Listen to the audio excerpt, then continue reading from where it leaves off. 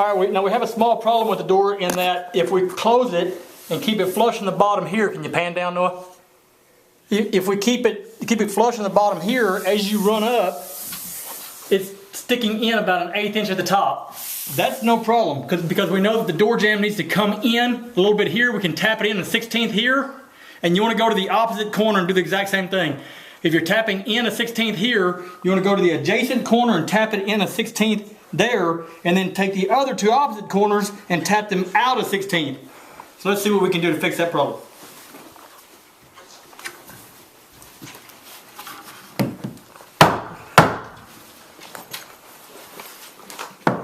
Tap that one in, tap that one out, tap the adjacent corner out,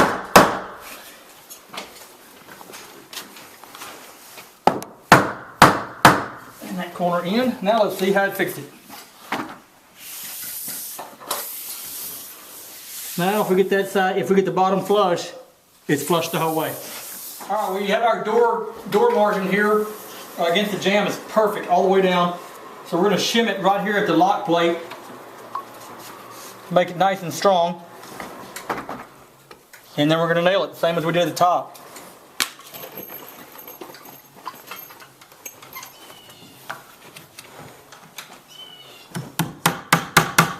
Right there, son? Yep.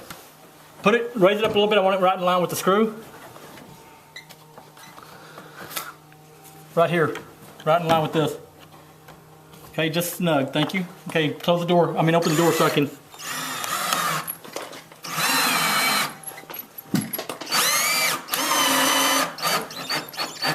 Okay, now let's close the door, make sure we're looking good. That's a perfectly set door right there. So we're gonna complete our securing of the door. We're gonna add our 2 screws in both hinges. Make sure we add some more nails around, especially around the lock set area.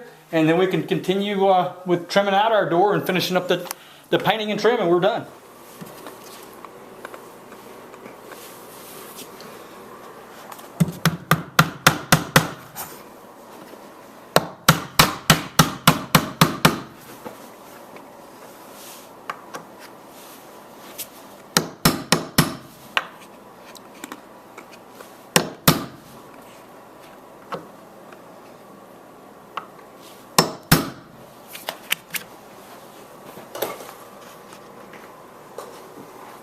Okay, you can turn it off a second.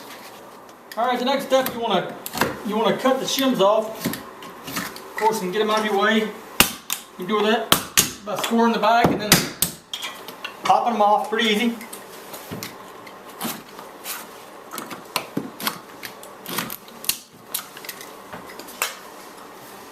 What we're going to do next is we're going to insulate these side cracks with a product called Great Stuff.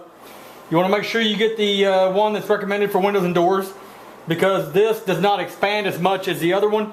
If you use the wrong one, it tends to expand real heavy and it can actually push your jamb over. You don't want that. You want to use the right one that doesn't expand as much. So we're going to insulate the side of our doors. We're going to insulate the side of our door and then finish off with interior trim and exterior trim and paint it and put the lock on and we'll be done.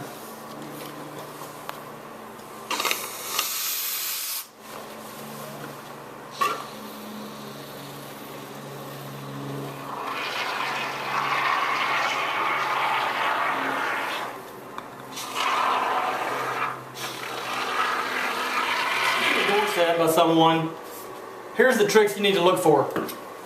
You should be able to shut this door and have a perfect margin all the way from the bottom to the top, and this perfect margin across the top here. You should be able to see no daylight.